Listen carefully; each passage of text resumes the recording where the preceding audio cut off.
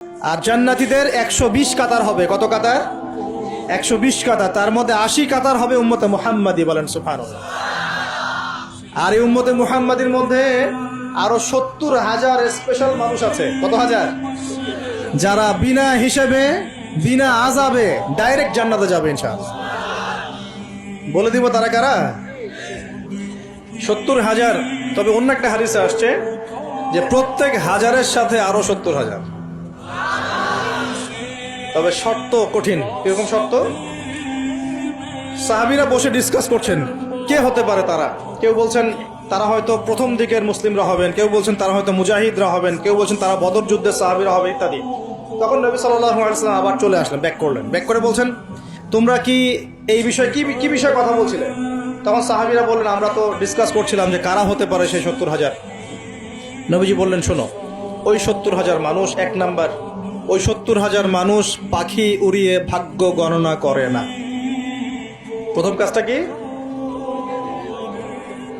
মানে তারা ইসলাম এত কঠিন ভাবে পালন করে যে পাখি উড়িয়ে ভাগ্য গণনা বা হাত দেখা, রাশিফল, এরকম শিরিকের ধার কাছেও নাই। তার শিরিকের ধার কাছেও নাই। দুই নাম্বার, তারা আগুনের শেকা বা উল্কি দিয়ে, এই ট্যাটু আছে না, ট্যাটু উল্কি আঁকে আগুন দিয়ে, এই ধরনের ট্যাটু উল্কি তারা আঁকে না শরীরের মতো। এইসব কুলক্ষণে সুলক্ষণে তারা বিশ্বাস করে না। তিন নাম্বার, তারা অবৈধ ঝাড়ফুঁক করে না। অবৈধ ঝাড়ফুঁক করে না। বৈধ ঝাড়ফুঁক করা যাবে, সূরা ফাতিহা পড়ে ঝাড়ফুঁক করা যাবে, সূরা ফালাক নাস ইখলাস পড়ে পড়া যাবে, আয়াতুল কুরসি পড়ে পড়া যাবে, কোরআন হাদিস দিয়ে ঝাড়ফুঁক করা যাবে। কিন্তু অবৈধ কিছু ঝাড়ফুঁক আছে না, তান্ত্রিক কবিরাজদের কাছে মানুষ করে, এগুলো করা যাবে না। আর 4 নাম্বার হচ্ছে তারা সর্বাবস্থায় এক আল্লাহর উপরে তাওয়াক্কুল করে, ভরসা করে, আল্লাহর প্রতি তাওয়াক্কুল করে। এরা হচ্ছে সেই 70,000 মানুষের মধ্যে থাকবে ইনশাআল্লাহ। এক সাহাবী দাঁড়িয়ে বললেন, ওয়াকাশা দাঁড়িয়ে বলছেন যে ইয়া রাসূলুল্লাহ, আমার জন্য দোয়া করেন, আমি যেন সেই 70,000-এর মধ্যে থাকতে পারি। তো নবীজি বললেন হ্যাঁ, তুমি 70,000-এর মধ্যে একজন। এরপর আরো 2জন সাহাবী দাঁড়িয়ে গেলেন, আমার জন্য দোয়া করেন। নবীজি বললেন না, ওয়াকাশা অগ্রগামী হয়েছে। এভাবে সবার জন্য দোয়া করতে থাকলে দরজা কি হতো? বন্ধ হয়ে যেত। এই দরজা খোলা আছে। এই যুগের মানুষও হতে পারে না? যে ব্যক্তি শিরক করে না, আল্লাহ ভরসা করে, কোন রকম কুলক্ষণে বিশ্বাস করে না, ইসলাম পরিপূর্ণরূপে পালন করে, ইনশাআল্লাহ তাআলা আল্লাহ চাইলে তাদেরকে আল্লাহ পাক 70,000-এর মধ্যে আশ্রয় দিবেন, অংশ দিবেন ইনশাআল্লাহ। তো আমরা বলছিলাম যে আমরা কোত্থেকে আসছি ভাই? জান্নাত থেকে। কোথায় যাব? ইনশাআল্লাহ। এর মাঝখানে শয়তানের পথ রয়েছে কিছু, শয়তানের ফিতনা।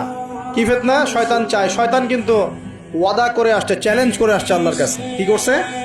চ্যালেঞ্জ। শয়তান কি চ্যালেঞ্জ করছে জানেন? শয়তান চ্যালেঞ্জ করছে যে রব্বি, শয়তান বলছে রব্বি মানে হে আমার রব। শয়তান কিন্তু আস্তিক, শয়তান কিন্তু আল্লাহকে বিশ্বাস করে।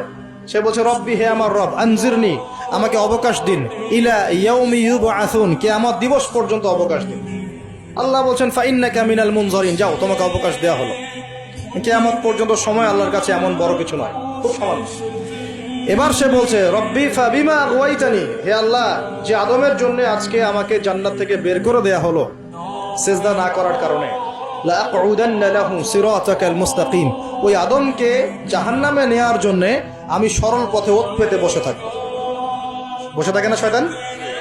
সুম্মা লাআতিয়ান্না মিন বাইনি আইদিহিম, খুব ভালো করে জায়গাটা বোঝেন প্রিয় ভাই। শয়তান চ্যালেঞ্জ করে বলছে সুম্মা, এর পরে আমি আসব আদম সন্তানের সামন থেকে। কোত্থেকে?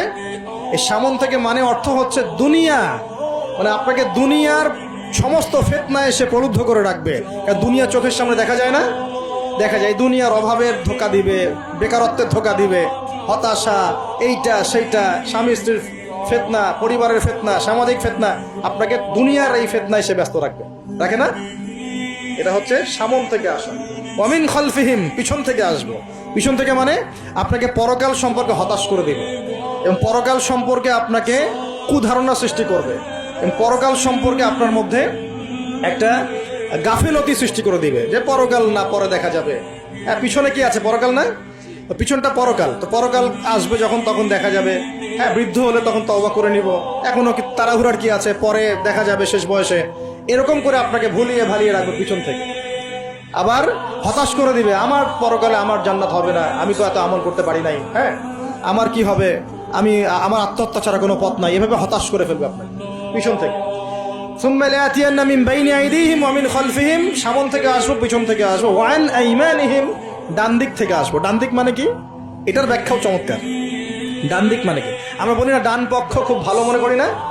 ডান পক্ষ ভালো, ডান দিকটা ভালো, শুভ মনে করি তো। ডান দিক হচ্ছে আপনাকে নেক্সট সুরতে সে ধোকায় ফেলবে। ডান দিক মানে কি?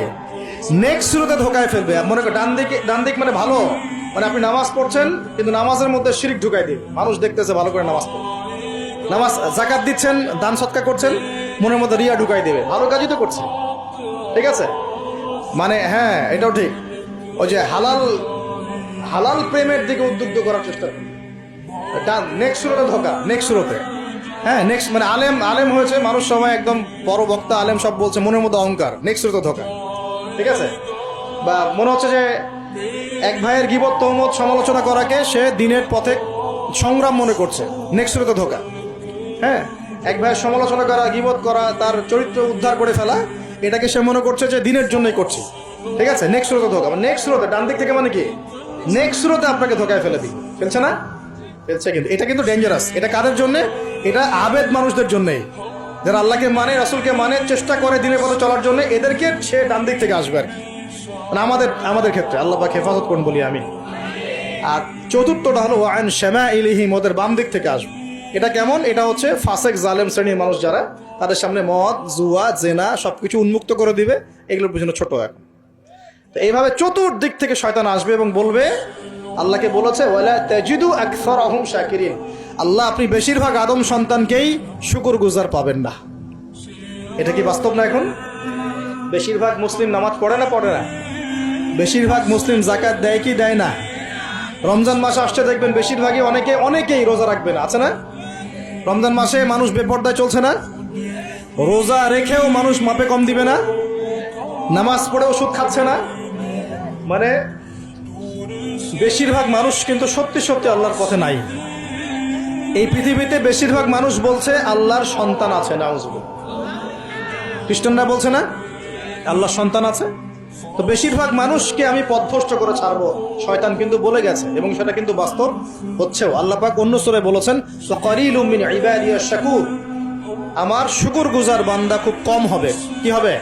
কম হবে। হাদিসের মধ্যেও আসছে যে তোমরা ৭৩ দলে ভাগ হয়ে যাবে। কত দল? তার মধ্যে একটা মাত্র দল জান্নাতে যাবে। কয়টা দল? মা আনা আলাইহি ওয়া আসহাবি, আমি যার উপরে আছি, আমার সাহাবীরা যার উপরে আছেন। তো বুঝতে পারছি যে জাহান্নামে বেশিরভাগ মানুষই যাবে, অল্প মানুষই জান্নাতে যাবে। তবে জান্নাতীদের মধ্যে বেশিরভাগ হবে উম্মতে মুহাম্মাদের মধ্যে ইনশাআল্লাহ তাআলা।